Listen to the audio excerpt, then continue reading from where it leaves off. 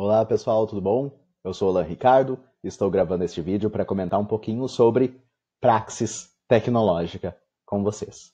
Esse é um tópico já debatido nesta obra, Paulo Freire Hoje na Cybercultura, um livro lançado este ano, 2020, pela editora Circula.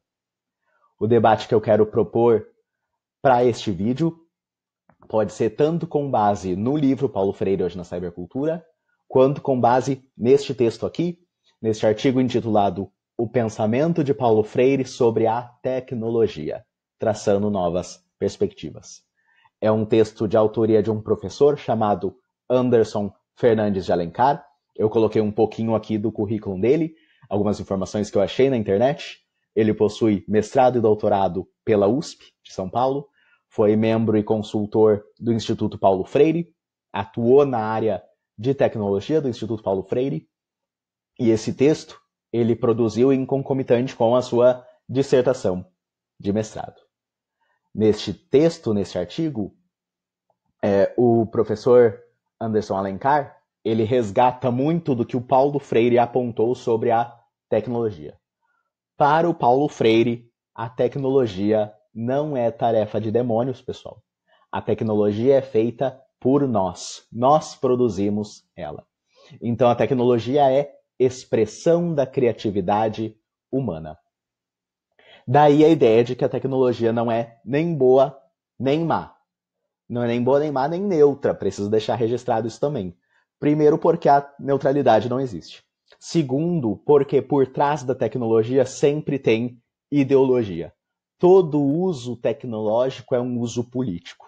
O Paulo Freire sistematizava esse olhar sobre a tecnologia, sempre se perguntando, afinal, essa tecnologia está a serviço de quê? Ou de quem? Ou está contrário a quem? Está a favor do quê? Esse tipo de reflexão é o que a gente vai tratar aqui como uma praxis tecnológica. A tecnologia para o Paulo Freire, então, não poderia ser vista de qualquer modo. Vista de forma descuidada. Muito menos usada na educação de forma ingênua ou sem uma devida preparação. Com base nesse texto do professor Anderson Alencar, então, a gente pode dizer que o Paulo Freire, o que ele fez, o que ele contribuiu sobre o assunto, é o desenho, o esboço de uma praxis tecnológica, no sentido de uma metodologia de uso e análise para qualquer tipo de tecnologia. Principalmente as tecnologias que venham a ser incorporadas nas práticas educacionais, que é o nosso foco aqui neste vídeo.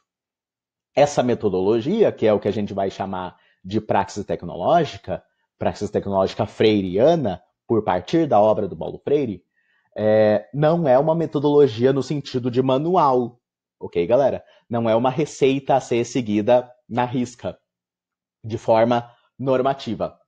Não é isso. É mais um apanhado de ideias, um apanhado de reflexões, um conjunto de questões levantadas e para serem pensadas por educadores e educadoras. A gente vai entender que essa praxis tecnológica, essa metodologia, ela tem como base pelo menos 4 princípios, 4 aspectos centrais. E é a partir deles que a gente vai seguir a discussão aqui do vídeo.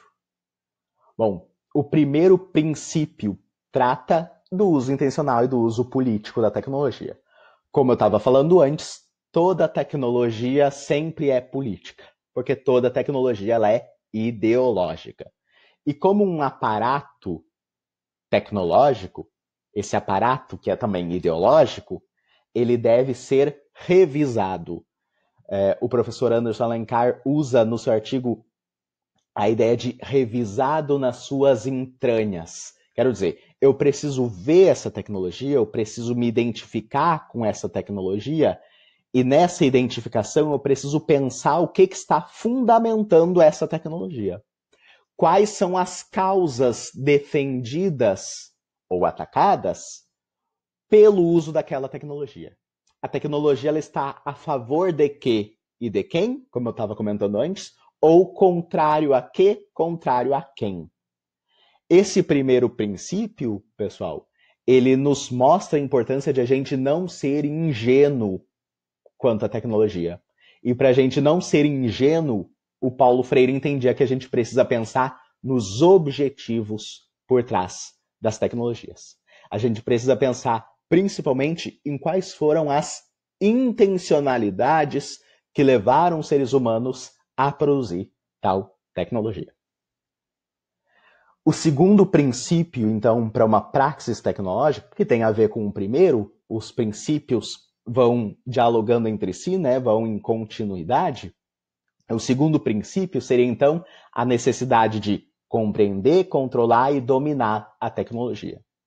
O Paulo Freire defendia que para usar um determinado aparato tecnológico, a gente precisava compreender a razão de ser desse aparato.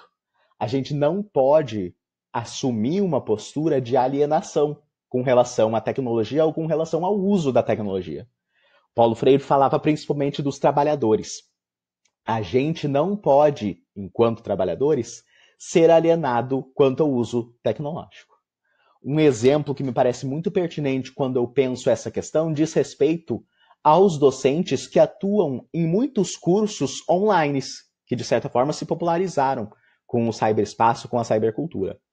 E claro, esses docentes que atuam em cursos presenciais também, né? A gente não pode ter preconceito só com um curso online. Não, vamos pensar de forma geral, então. Os profissionais da educação, eles devem ser reduzidos nesses cursos a máquinas.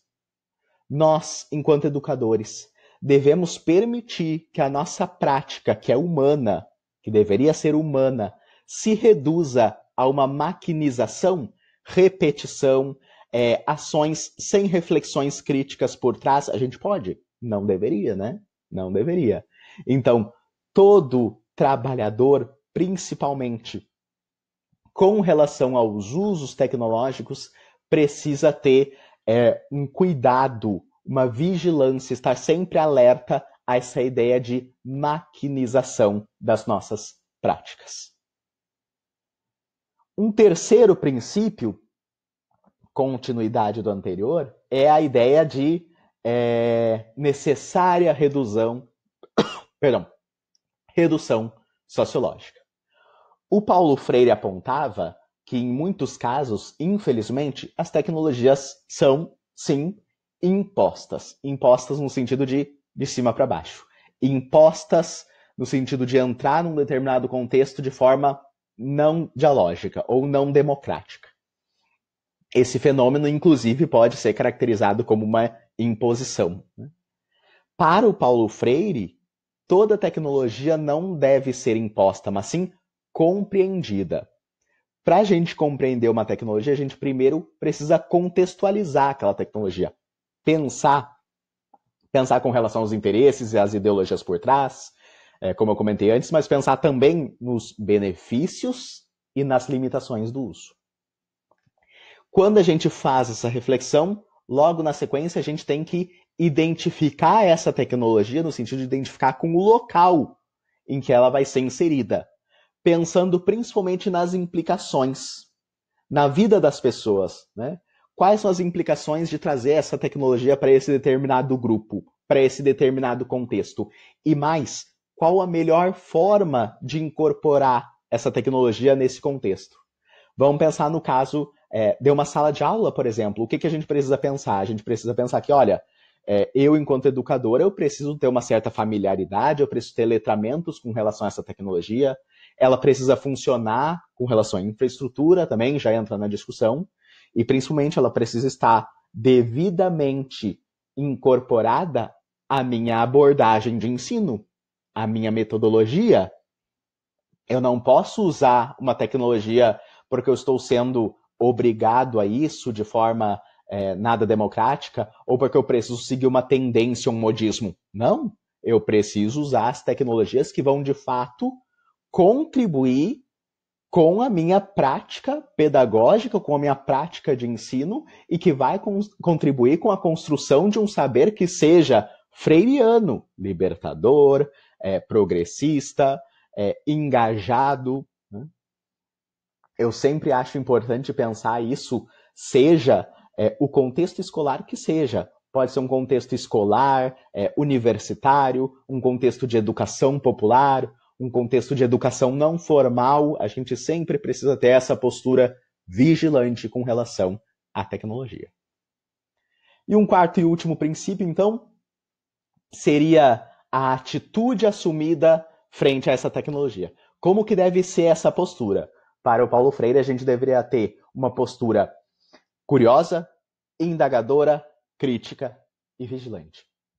Nesse aspecto aqui, o Paulo Freire falava, novamente, para nós, trabalhadores profissionais de todas as áreas, pessoal. Pode ser cientista, pedreiro, pedagogo, padeiro, biólogo, físico, todos os profissionais. A gente sempre precisa pensar, enquanto profissional, na nossa atuação e em como a tecnologia vai se acoplar a essa atuação profissional.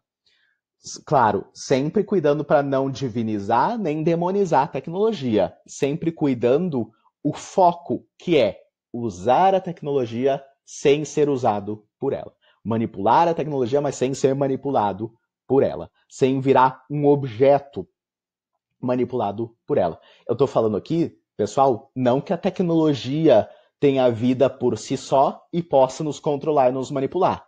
Não é isso, eu não acredito nisso. Mas eu acredito que por trás da tecnologia há humano.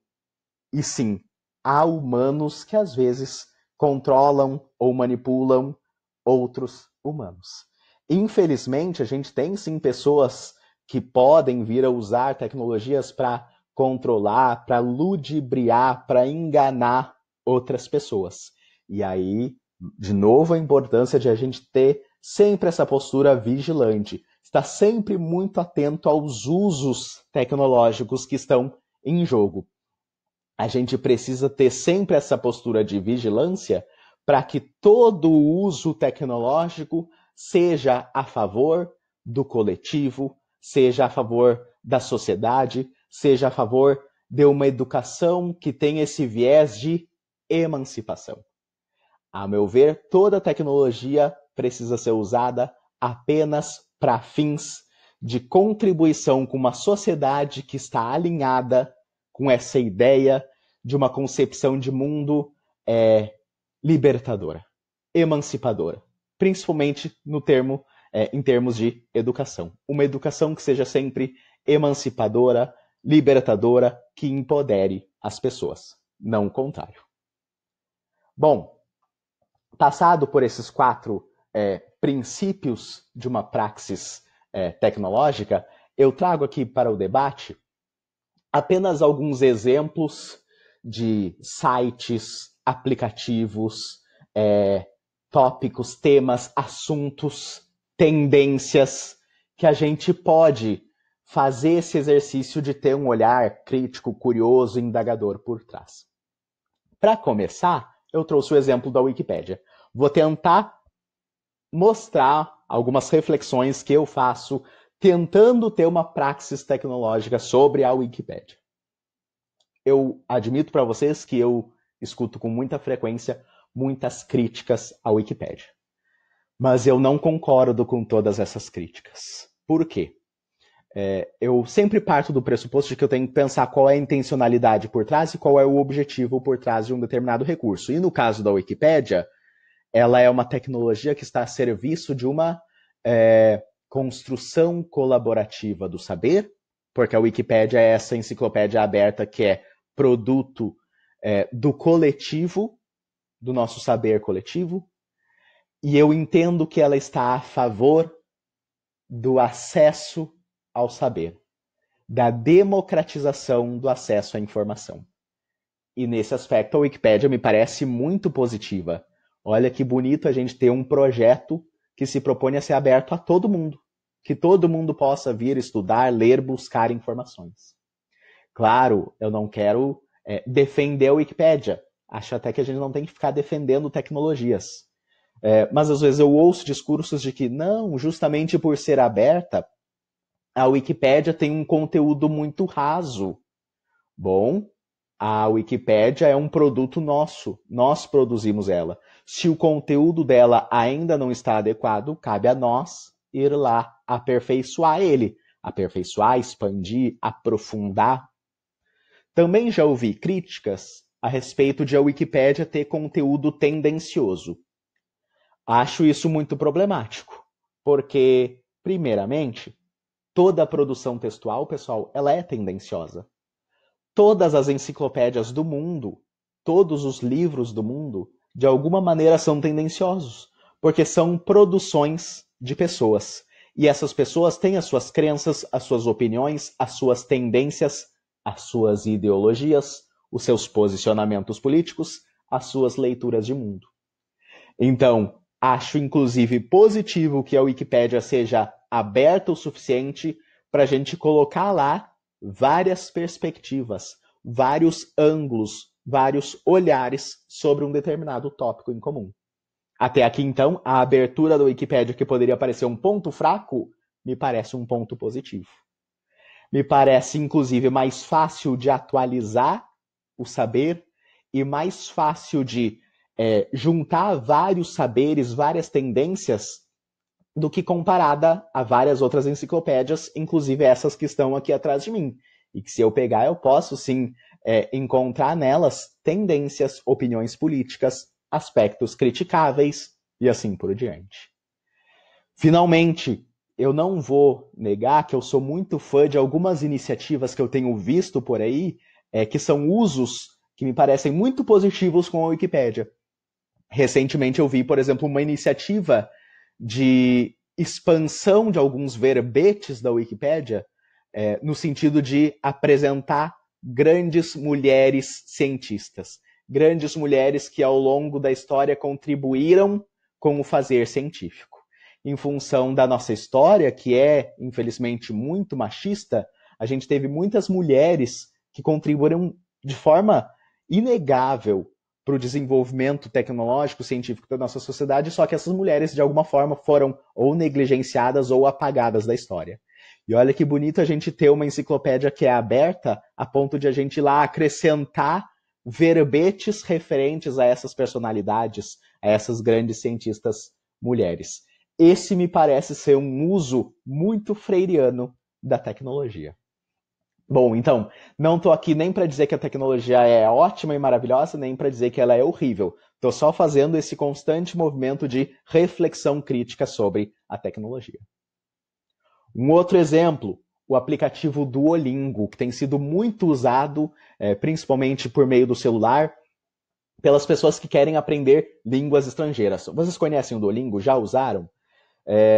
Tem muita gente que elogia, que aprende a partir do Duolingo, que adora, que usa quase todos os dias.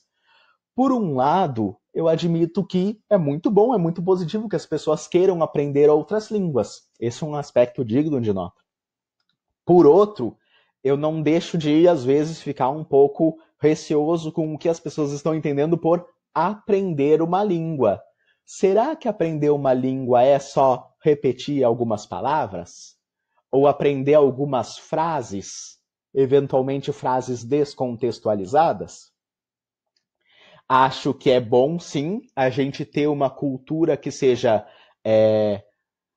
plurilinguística, digamos assim. Acho que a gente tem que valorizar várias línguas, aprender várias línguas, porque aprender várias línguas é aprender várias culturas, aprender várias formas de ler o mundo. Esse aspecto é bom. Mas eu também já ouvi gente dizer que, infelizmente, o Duolingo ele cria estereótipos. E tudo que a gente não precisa hoje é manter uma aprendizagem de língua como antigamente, que infelizmente sim, estereotipava determinados povos, determinadas culturas em função da sua língua. Então não estou aqui criticando o Duolingo, não é isso. Estou só apresentando pontos que podem ser positivos ou negativos para a gente pensar, para a gente debater. O assunto, pessoal, não se esgota. Eu poderia passar horas e horas aqui discutindo sobre vários pontos a serem pensados. Mas eu vou deixar esses pontos para vocês pensarem. Eu trouxe aqui nesta figura várias frases, vários discursos que eu tenho escutado recentemente Alguns não tão recentemente, alguns já são mais antigos, como essa ideia de o professor não veio, vamos passar um filme. Esse já é um pouquinho mais antigo. Mas, além desse, eu tenho alguns outros que muitos estudantes, muitos alunos, muitas alunas minhas atualmente têm usado e que são comentários que, quando eu escuto, eu faço tento fazer esse exercício reflexivo de praxis tecnológica. Isso é positivo? Isso é negativo? Em quais aspectos? Né? Tudo é uma questão de disputa, pessoal. Nós estamos em constante disputa de ideias, de espaço, de perspectivas, de opiniões. E o olhar sobre isso não pode ser maniqueísta, de que é totalmente bom ou totalmente ruim. A gente tem que realmente fazer um exercício reflexivo que é de problematização. Um exemplo, os youtubers que existem hoje por aí. Muitos estudantes meus gostam de aprender ou de estudar com youtubers. E por um lado, eu não posso negar que sim, muitos desses youtubers conseguem popularizar temas, assuntos, tópicos de forma muito positiva. Mas por um outro lado, eu também tenho que pensar, mas será que essa pessoa tem formação para estar ensinando sobre tal assunto? É bom sim que esses jovens que assistem a esses canais de YouTube se sintam engajados, se sintam motivados a estudar e aprender. Por outro lado, o que está sendo ensinado? O que está sendo aprendido? E de que forma? Com quais abordagens? Com quais métodos? Olha como tudo é constante reflexão. Eu não estou aqui nem defendendo nem criticando os youtubers.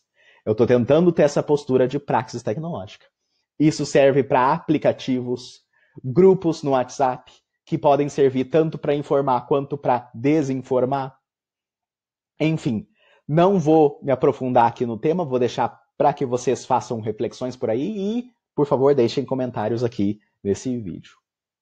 Antes de encerrar, porque eu sei que o vídeo já está ficando um pouquinho extenso, eu queria só comentar a respeito de que a praxis tecnológica ela não deixa de estar relacionada também à ideia de inclusão digital. O Paulo Freire não chegou a tratar especificamente de inclusão digital na obra dele, mas sim, em vários momentos ele apontou a necessidade de ampliar o acesso às tecnologias, não só aos computadores, às tecnologias, principalmente por parte dessas pessoas que são muitas vezes marginalizadas e excluídas do sistema. A gente precisa pensar, então, em termos de inclusão digital. Todo educador e toda educadora progressista que trata de questões de tecnologias digitais precisa pensar também naquelas pessoas que estão sendo ou incluídas ou excluídas a partir de determinadas tecnologias. Certo? Bom, então algumas referências que eu usei aqui na minha apresentação e já sabem o esquema. Vou deixar aqui o meu contato caso queiram comentar, questionar, fazer críticas, fazer perguntas. Dentro do possível, eu tento responder todo mundo. Certo? Obrigado, então, por essa discussão.